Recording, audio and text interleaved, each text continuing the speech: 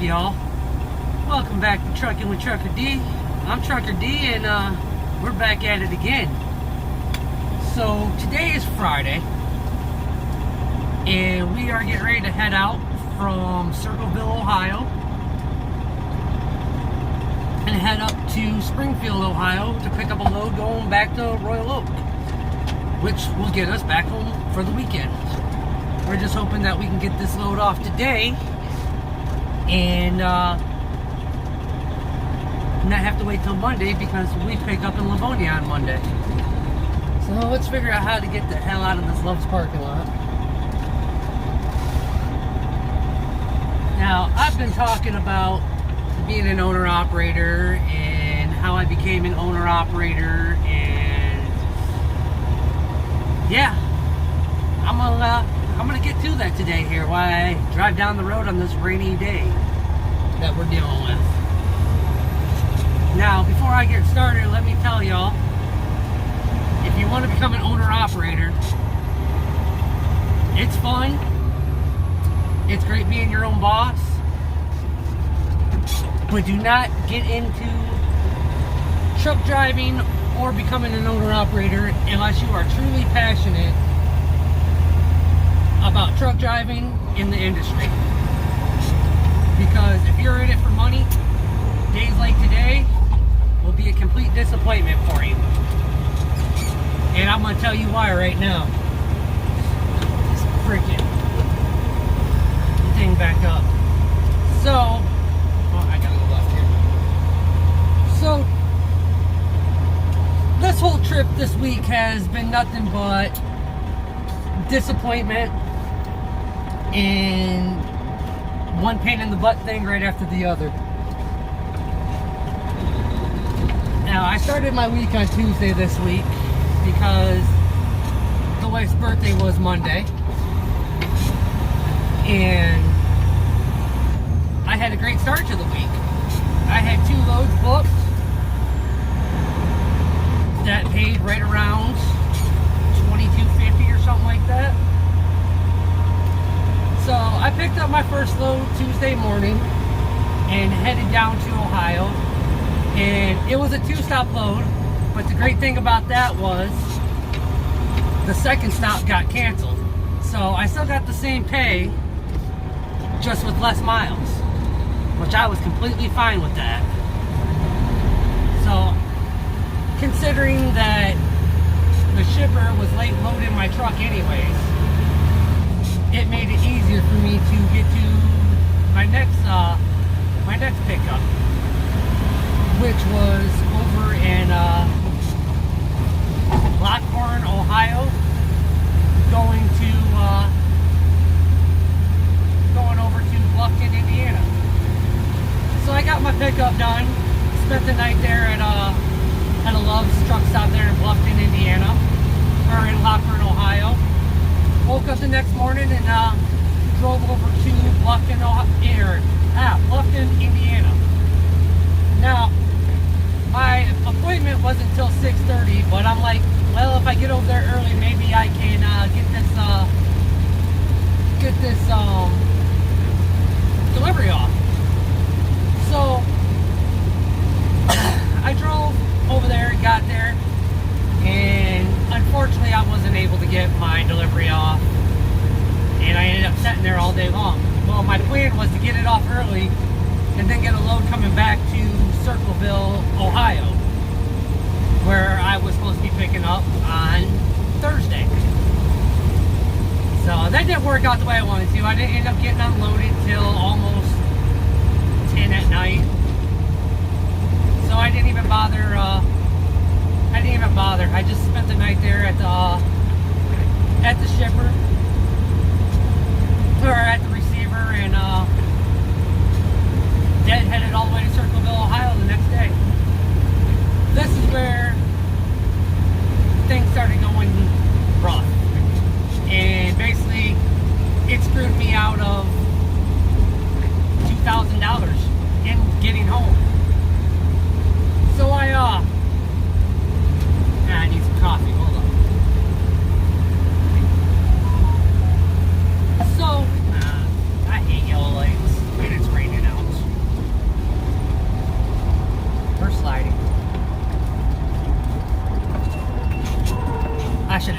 that light.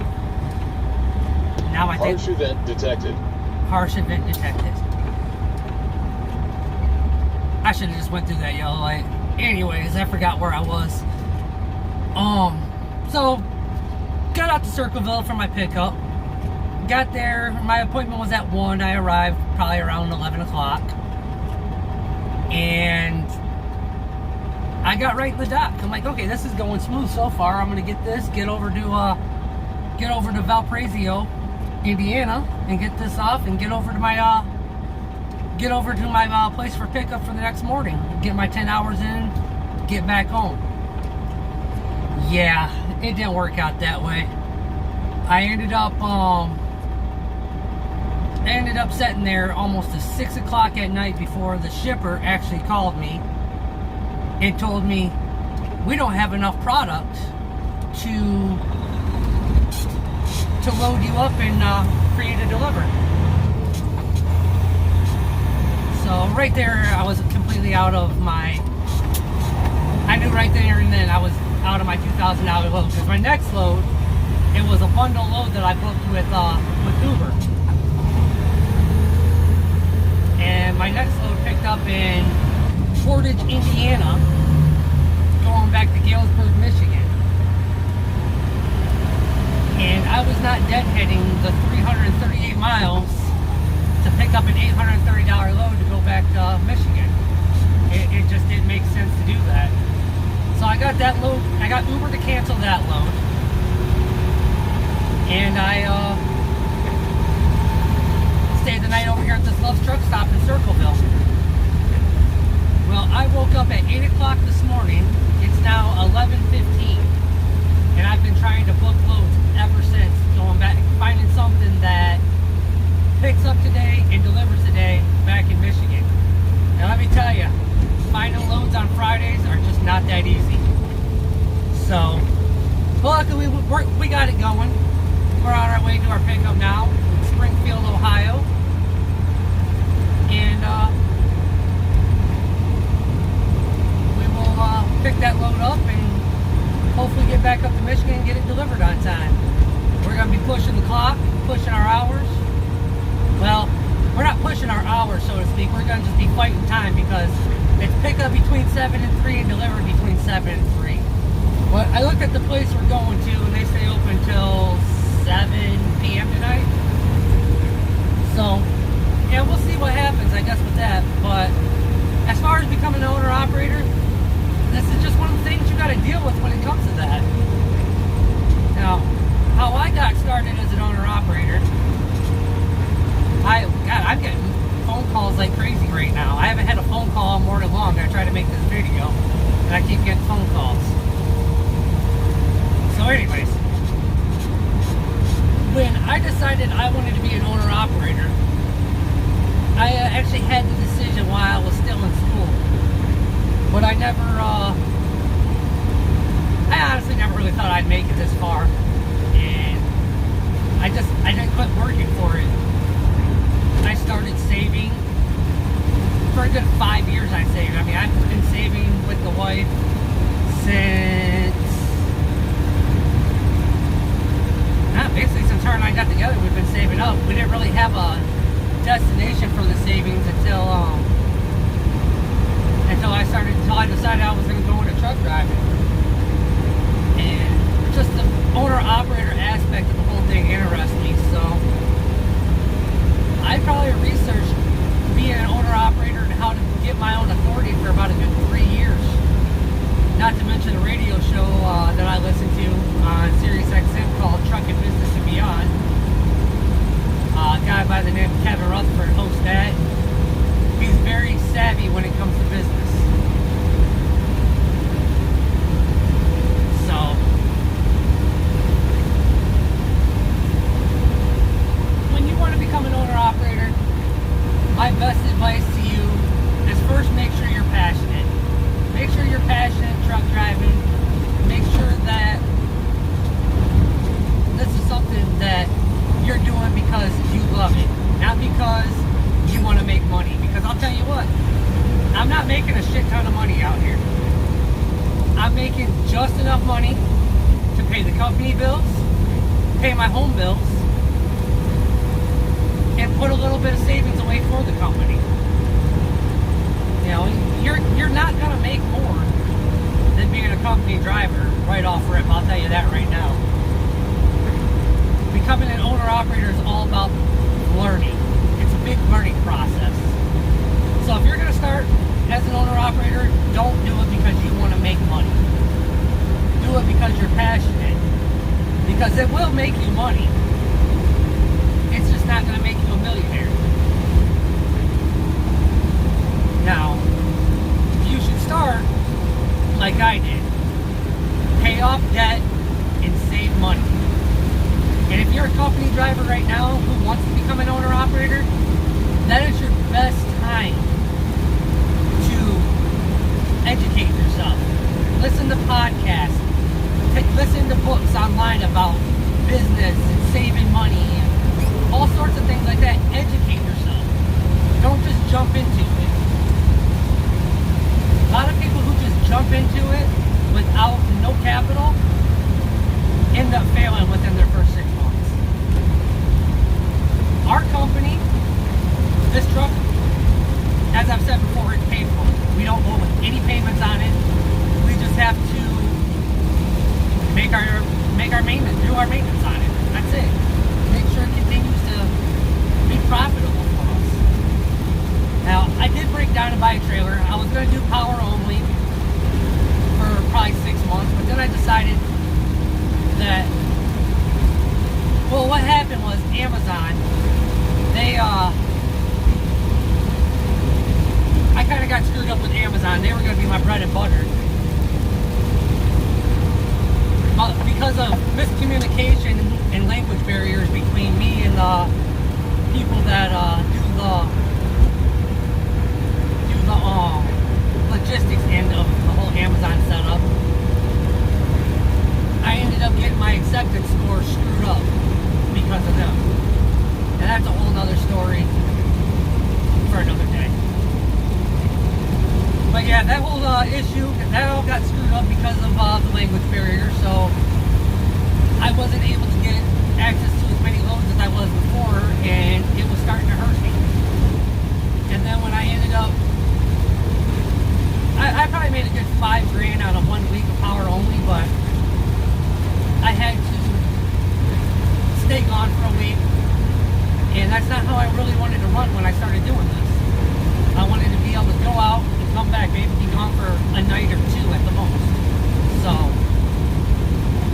after doing my research, I realized it'd be more beneficial to buy a trailer.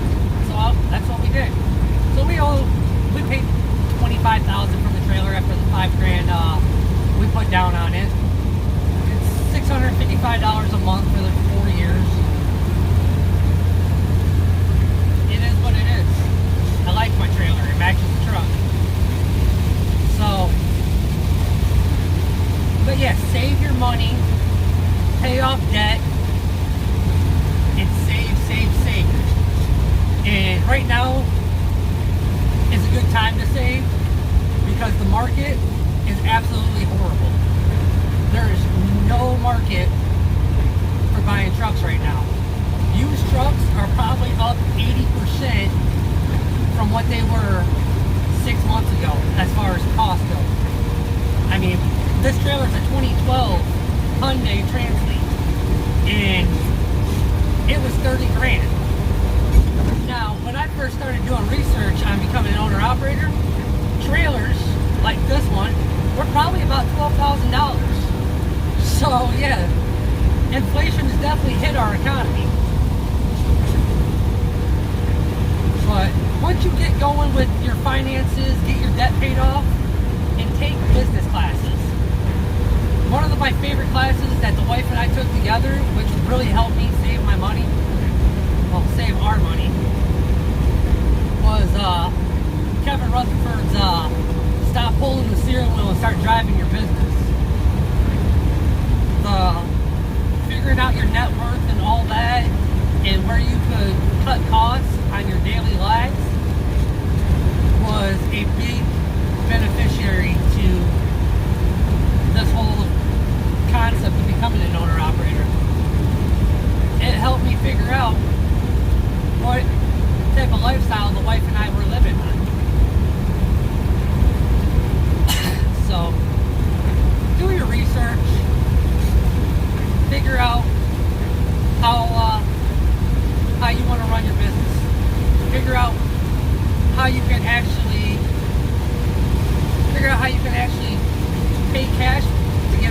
started.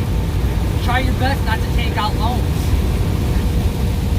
And then once you get to that point, then there's nothing but information out there on how to actually get your own authority. Now there's plenty of places that you can pay that will file all the paperwork for you and do all of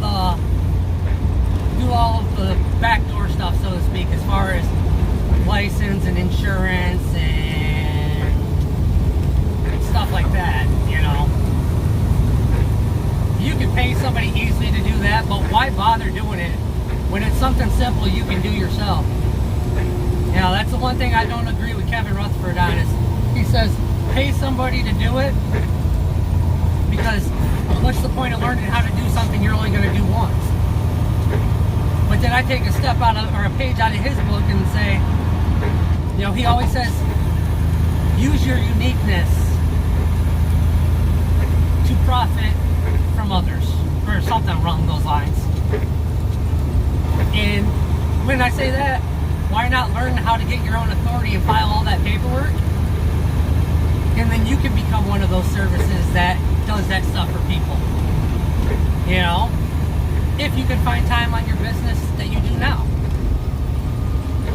I mean, there's plenty of opportunities in this industry. Whether it's starting your own authority as a carrier, starting your own authority as a broker, or even helping people file for their own authority. I mean, there's money in this industry to be made. You just got to be smart about it. Do your research with it. And do everything the right way. And as long as you do that, I can almost guarantee you'll be successful. So, that's basically my rant on becoming an owner-operator. I hope I answered some questions that you guys are out there looking for. If not, please email me at truckerd85@gmail.com. My email link is in my profile here on YouTube. And I'll be happy to answer any questions, or comment down below. And I'll be happy to answer any questions down there that I can. My comments show up on my phone as soon as you guys comment. So it's definitely a wet one out here today. I'll tell you that right now. But with that, y'all, I'm gonna get off here and drive this truck and get up here to Springfield on this wonderful rainy day we're dealing with. So, as always, please like, share, and subscribe. Be courteous to your fellow drivers, and we'll see y'all next time. Later.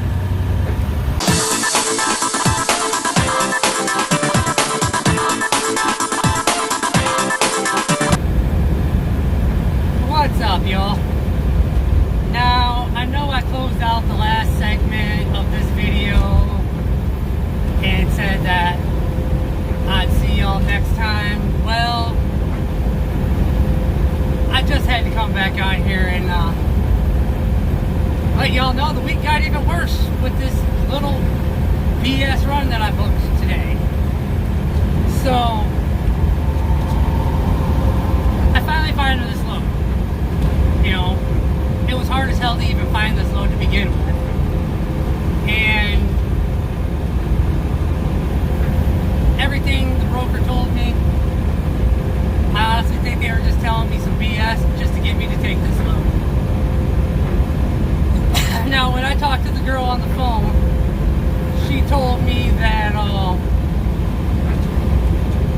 that the load was 32,000 pounds and it was building materials.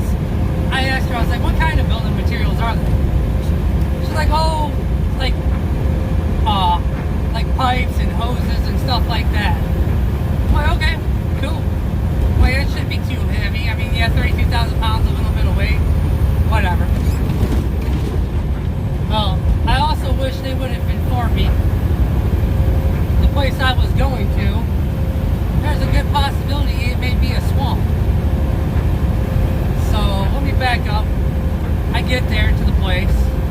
I pull in, and I'm looking at it, I'm like, wonderful. This place is a swamp, and it's downpouring out, it's raining hard, and it says, pull up to the stop sign, go into the green building and check in. So I pull the stop sign. Well, the green building is probably a good 3-4 truck lengths behind me. So I get in there, and the lady starts going on about the load. Real nice lady. I mean, she was wonderful. Starts going on about the load. She's like, yeah, it's about 16 pallets, and it's mulch.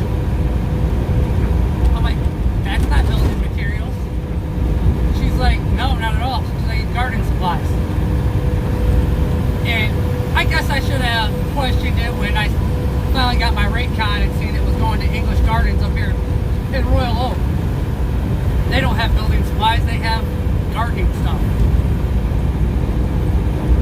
Whatever though, it was a load. I was trying to get there, it was only 32,000 pounds. Nope.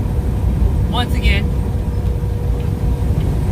the lady was telling me, well, the mulch is kind of wet. It sets outside the elements, so even though she told me it was some sort of like ground mulch or something, so it's a lighter mulch. She's like, even the water level was soaking in. She's like, it could be anywhere between 40 and 44,000 pounds. I'm like, okay. And then she's like, and it's oh, so I asked her. I was like, I asked her about this place where it's going. I was like, how late does the place stay open? Like, I don't know. You have to talk to your shipper or your dispatch about that. I'm like, okay. And I was getting ready to just go ahead and accept it. And then I was like, you know what? And she was real cool about this lady I dealt with. She was like, I was like, let me call these, call my broker real quick. So I called them, and the customer and the broker got to talking, blah, blah, blah. Long story short, I ended up getting another $50 out of them. Like, I wanted more, and I wanted to cancel the load too because my trailer is going to be a complete disaster by the time when I get this stuff off here. And I was really looking forward to having a straight through load. No, we're delivering tomorrow morning. So, yeah. Anyways, I get another $50 out of them. I told them, I was like, I want $3 a mile in this at least. Because with all the deadhead, I'm going home, parking the truck, and I have to drive back to Royal Oak. That's, I'm going to say I do have probably about a good 44,000 on here. Because the truck weighs 22, or was it, no, it's 32 floor by itself, so. And I think total weight was 60, I don't know, I have to do the math, whatever. But yeah, the truck weighs 32,400 by itself. And we're at 67 right now. So, I'd say we probably have a good 30 some odd thousand pounds out here. More than 32,000, I'll tell you that right now. And we've had to deal with it. It's been just raining the whole way home. So yeah, that's what we've been dealing with. Dealing with a ton of weight.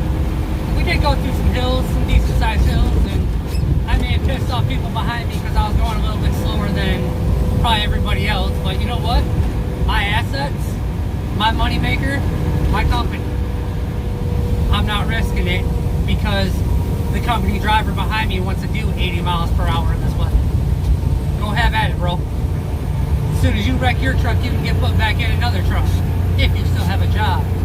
Me, I wrecked my truck, that's my business. So, we're almost back to Dollar General though. And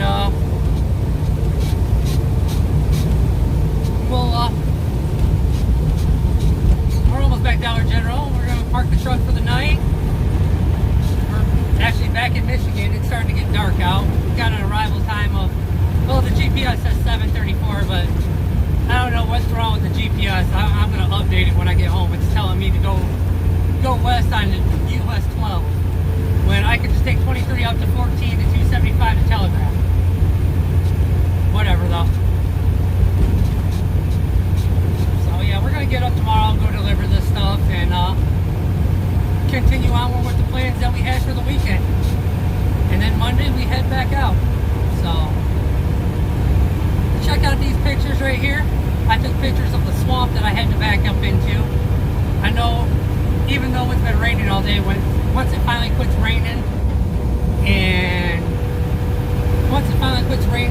the truck dries, it ain't gonna be nowhere near as clear as it was when I started this trip. But with that, y'all, as always, once again, please like, share, and subscribe. And please be courteous to your fellow driver out there, and we'll see you next time. Later.